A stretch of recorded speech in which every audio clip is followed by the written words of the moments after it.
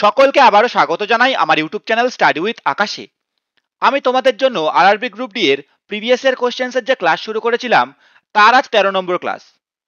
তোমরা যারা আগের ক্লাসগুলো দেখোনি তারা অবশ্যই আমার চ্যানেলের প্লেলিস্ট সেকশনে গিয়ে সেগুলি দেখতে পারো। এই ভিডিওগুলো তোমাদের এক্সাম পয়েন্ট অফ ভিউ থেকে খুবই হেল্পফুল হবে। তো শুরু করবো আজকের ক্লাস, কিন্তু ক্লাস শুরু করার আগে তোমাদের কাছে একটাই রিকোয়েস্ট, তোমাদের যদি ভিডিওটা ইনফরমেটিভ মনে হয় অবশ্যই ভিডিওটিতে একটি লাইক করো এবং ভিডিওটিকে বন্ধুদের মাঝে শেয়ার করে দিও, এবং যদি পারো আমার চ্যানেলটা সাবস্ক্রাইব করে দিও। তো শুরু করছি আজকের ক্লাস।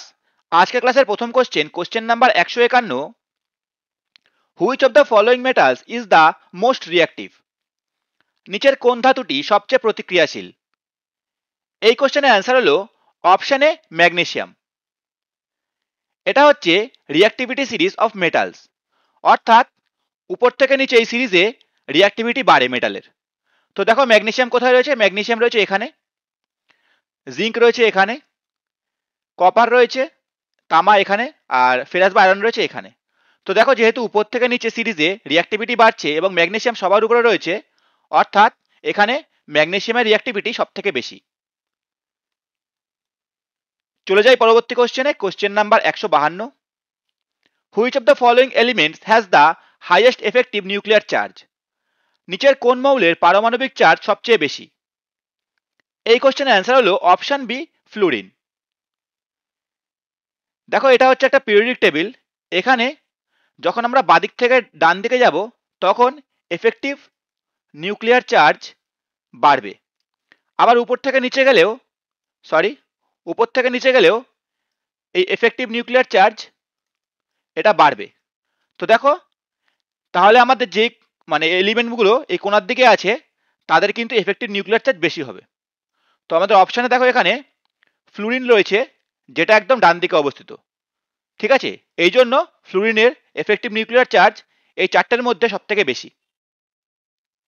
ঠিক আছে, চলে যাই পরবর্তী কোশ্চেন নাম্বার 153,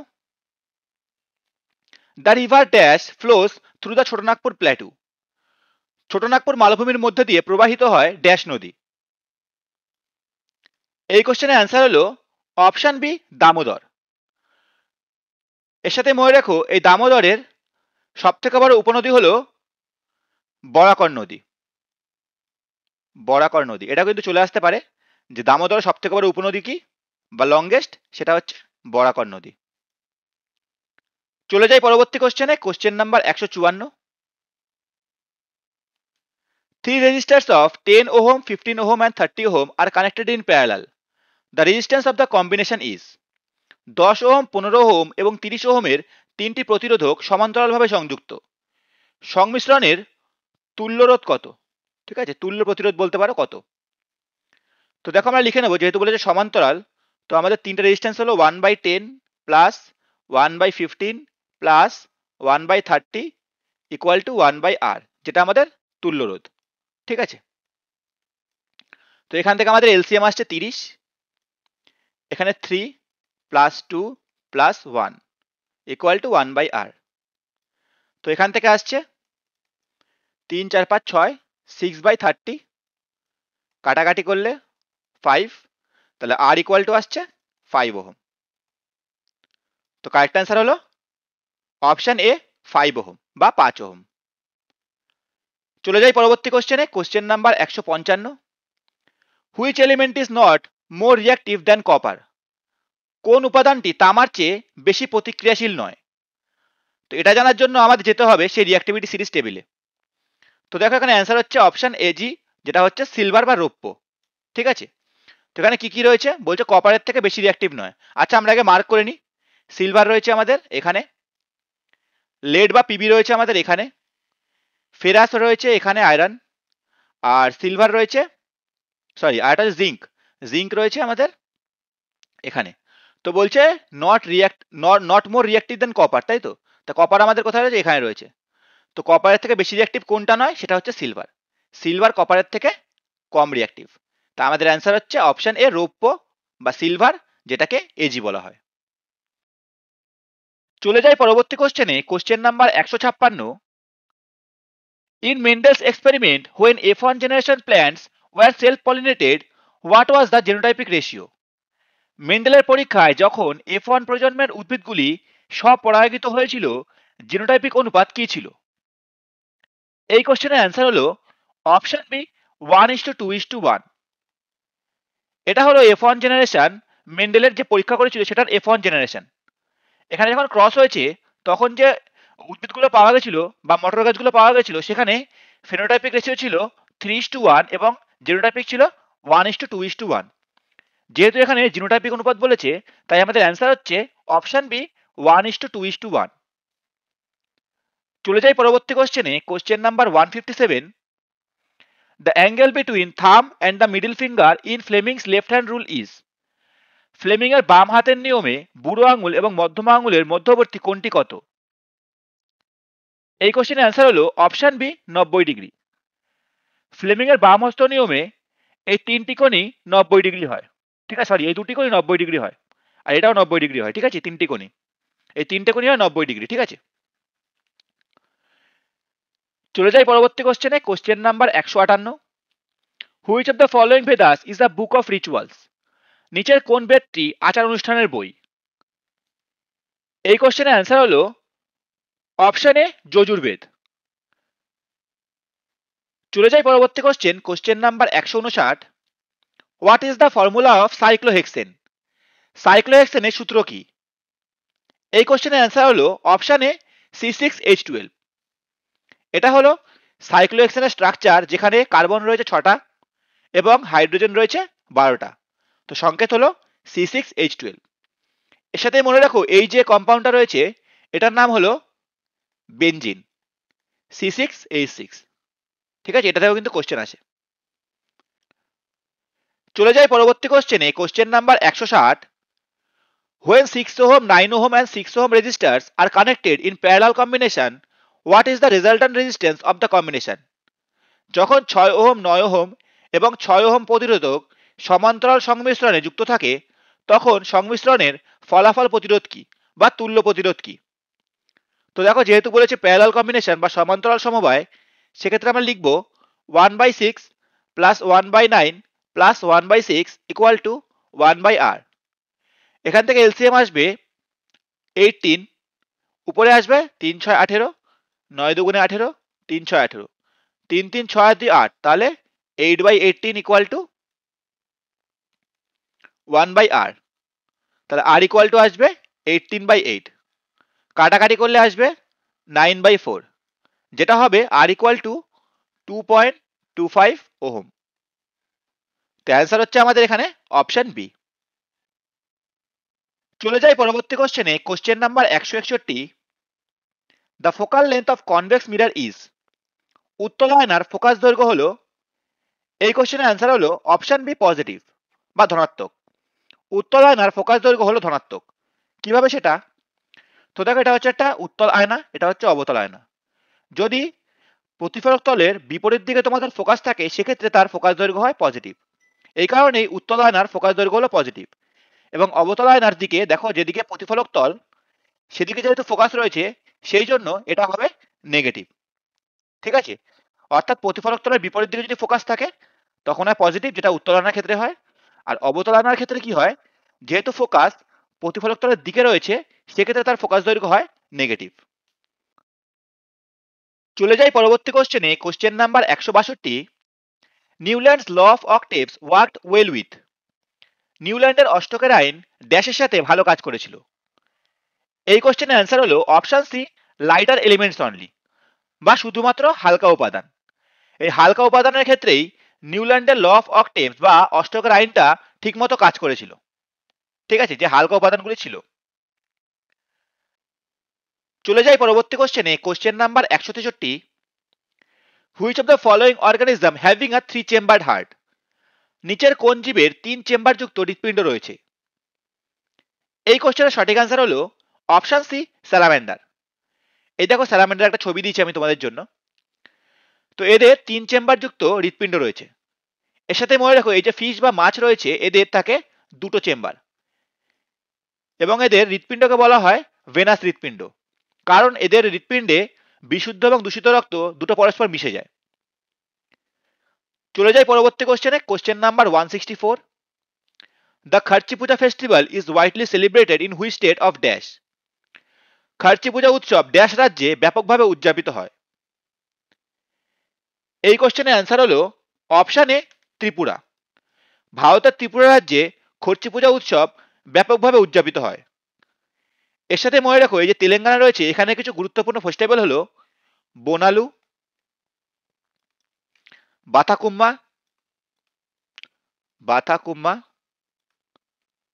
উগাড়ি, এগুলো হচ্ছে তোমাদের তেলেঙ্গানার ফেস্টিভ্যাল।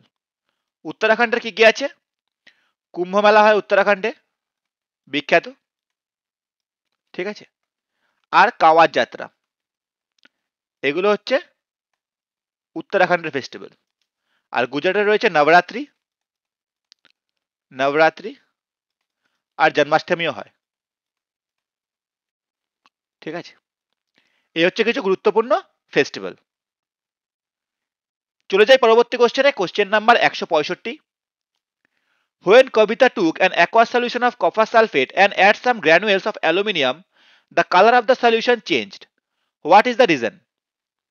কবিতা যখন কপার সালফেটের জলীয় দ্রবণ নিয়ে অ্যালুমিনিয়ামের কিছু দানা মেশায়, দ্রবণের রং বদলে গেল, এর কারণ কি? এই কোশ্চেনের অ্যান্সার হলো অপশন সি Al2SO4 বা অ্যালুমিনিয়াম সালফেট উৎপন্ন হওয়া। তো দেখো রিয়াকশনটা কি, অ্যালুমিনিয়াম যখন আমরা কপার সালফেটে মেশাবো তখন তৈরি হবে কপার এবং অ্যালুমিনিয়াম সালফেট, যার কালার হয় হোয়াইট। কপার সালফেট কিন্তু আমাদের ব্লু কালারের হয়, যখন তার মধ্যে আমরা অ্যালুমিনিয়াম মেশাবো তখন সেই রিয়াকশনের পর তৈরি হয়ে যাবে অ্যালুমিনিয়াম সালফেট, যেটার কালার হবে সাদা, তাহলে বর্ণ চেঞ্জ হয়ে যাবে। চলে যাই পরবর্তী কোশ্চেনে। Question number 166। When a substance combine with O2 it gets dash। যখন কোনো পদার্থ O2 এর সাথে যুক্ত হয় তখন এর কি হয়? এই কোশ্চেনের অ্যান্সার হলো অপশন ডি অক্সিডাইজ হয় বা অক্সিডেশন হয়। এই দেখো তোমাদের একটা রিয়াকশন আছে এখানে। তো দেখো এখানে রয়েছে ফেরাস, সাথে অক্সিজেন যুক্ত তৈরি করেছে Fe2O3। তো দেখো যেহেতু এখানে ফেরাসের সাথে অক্সিজেন যুক্ত হয়েছে, এই ঘটনায় এটা অক্সিডেশন হয়েছে। তাহলে অক্সিজেন যুক্ত হলে কি হয়? অক্সিডেশন হয়, ঠিক আছে, Fe থেকে Fe2O3। চলে যাই পরবর্তী question. Question number 167। What is the name of the largest mangrove forest in India. ভারতের বৃহত্তম ম্যানগ্রোভ বনের নাম কি? এই কোশ্চেনের অ্যান্সার হলো অপশন সি সুন্দরবন। ভারতের সব থেকে বড় ম্যানগ্রোভ ফরেস্ট হলো সুন্দরবন, যেটা অবস্থিত ওয়েস্ট বেঙ্গলে বা পশ্চিমবঙ্গে, এবং এটি রয়্যাল বেঙ্গল টাইগারের জন্য বিখ্যাত। ঠিক আছে। চলে যাই পরবর্তী কোশ্চেনে। Question number 168। When did the ozone levels in the atmosphere start to reduce? বায়ুমণ্ডলের ওজোন স্তর কখন কমতে শুরু করে? এই কোশ্চেনের অ্যান্সার হলো অপশন সি 1980 সাল থেকে। অর্থাৎ এই সময় প্রথম দেখা যায় যে ওজোন স্তরের যে লেভেলটা বা প্রস্থটা আছে সেটা দিন দিন কমছে। এটা প্রথম ধরা পড়ে 1980 সালে। এর সাথে মনে রাখো এরপরেই 1987-এ একটা প্রোটোকল সাইন হয়েছিল, যেটা হচ্ছে মন্ট্রিয়াল প্রোটোকল। এর মাধ্যমে দেখা হচ্ছিল যে কিভাবে বা কি চেষ্টা করলে এই যে ওজোন স্তরের যে ক্ষয়টা হচ্ছে সেটাকে রোধ করা যায়। তো এটা হয়েছিল 1987-এ। চলে যাই পরবর্তী কোশ্চেনে। Question number 169। In which of the following locations is Brahmaputra river known as Shangpo? Brahmaputra নদ সাংপো নামে পরিচিত নিচের কোন স্থানে? এই কোশ্চেনের অ্যান্সার হলো অপশন ডি তিবেত বা তিব্বতে ব্রহ্মপুত্র নদ সাংপো নামে পরিচিত। এর সাথে মনে রাখো তিব্বত অবস্থিত চায়নায়, ঠিক আছে, চীনে। চলে যাই পরবর্তী কোশ্চেনে। Question number 170। The hydrocarbons which have a double bond between two carbon atoms are called। যেসব হাইড্রোকার্বনের দুটি কার্বন পরমাণুর মধ্যে দ্বৈত বন্ধন রয়েছে তাদেরকে কি বলা হয়? এই কোশ্চেনের অ্যান্সার হলো অপশন সি আনস্যাচুরেটেড কম্পাউন্ডস বা অসম্পৃক্ত যৌগ। তো দেখো আমাদের 3 রকমের বন্ড হয় কার্বন পরমাণুর মধ্যে, CC, C double bond C আর সি ট্রিপল বন্ড সি। এই সি সিঙ্গেল বন্ড সি এটাকে একমাত্র বলা হয় স্যাচুরেটেড বা সম্পৃক্ত, আর বাকি ডাবল বন্ড ট্রিপল বন্ড যাই থাকুক এটাকে বলা হবে আনস্যাচুরেটেড। ঠিক আছে, তাহলে এটা হচ্ছে স্যাচুরেটেড, এই দুটো হচ্ছে আনস্যাচুরেটেড। যেখানে বলেছে ডাবল বন্ড, বলেছে ডাবল বন্ড, তো সেক্ষেত্রে এটা অপশন সি কারেক্ট অ্যান্সার। চলে যাই পরবর্তী কোশ্চেনে, question number 171। Which of the following is the largest coal field in India? নিচের কোনটি ভারতের বৃহত্তম কয়লা ক্ষেত্র? এই কোশ্চেনের অ্যান্সার হলো অপশন সি ঝরিয়া কোলফিল্ডস বা ঝরিয়া কয়লা ক্ষেত্র। এটা হলো মানে ভারতের লার্জেস্ট কোলফিল্ড। চলে যাই পরবর্তী কোশ্চেনে, question number 172। Article 51A of the constitution of India deals with dash. ভারতীয় সংবিধানের 51A অনুচ্ছেদে ড্যাশ নিয়ে আলোচনা করা হয়েছে। এই কোশ্চেনের অ্যান্সার হলো অপশন বি ফান্ডামেন্টাল ডিউটি। ভারতীয় সংবিধানের 51A অনুচ্ছেদে ফান্ডামেন্টাল ডিউটি বা মৌলিক কর্তব্য নিয়ে আলোচনা করা হয়েছে। এর সাথে মনে রাখো এই যে ফান্ডামেন্টাল রাইট রয়েছে এটা ভারতীয় সংবিধানের পার্ট 3 আলোচনা করা হয়েছে। পঞ্চায়েত রয়েছে যেটা আলোচনা করা হয়েছে পার্ট 9-এ।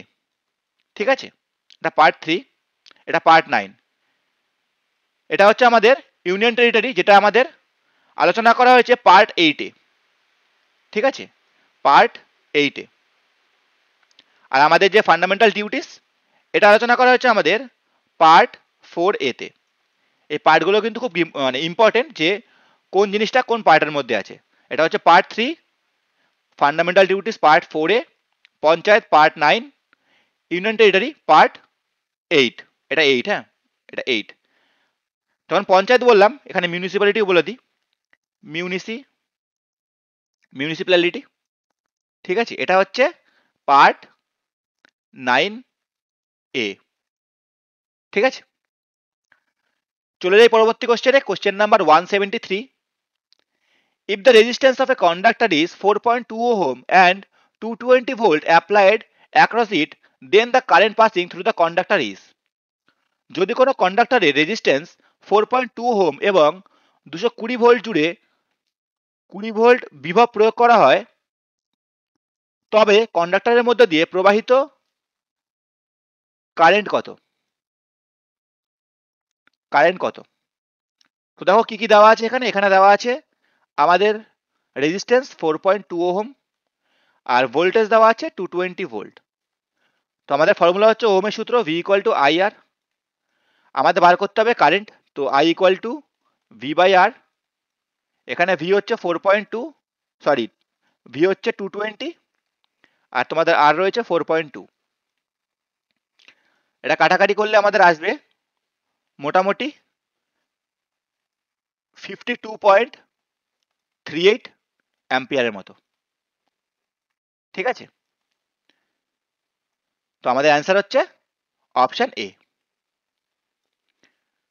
চলে যাই পরবর্তী কোশ্চেনে, question number 174। Which of the following is not a natural indicator for acid and base? নিচের কোনটি অ্যাসিড এবং ক্ষারের জন্য প্রাকৃতিক সূচক নয়? এই কোশ্চেনের অ্যান্সার হলো option A methyl orange. Methyl orange একটি ন্যাচারাল ইন্ডিকেটর নয় অ্যাসিড আর বেস শনাক্ত করার জন্য।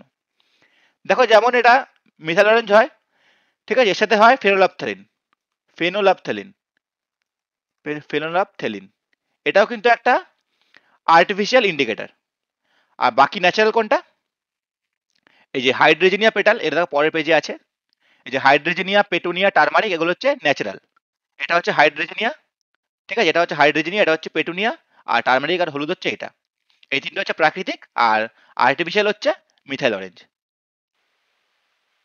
চলে যাই পরবর্তী কোশ্চেনে, question number 175। Which metal has non metallic properties?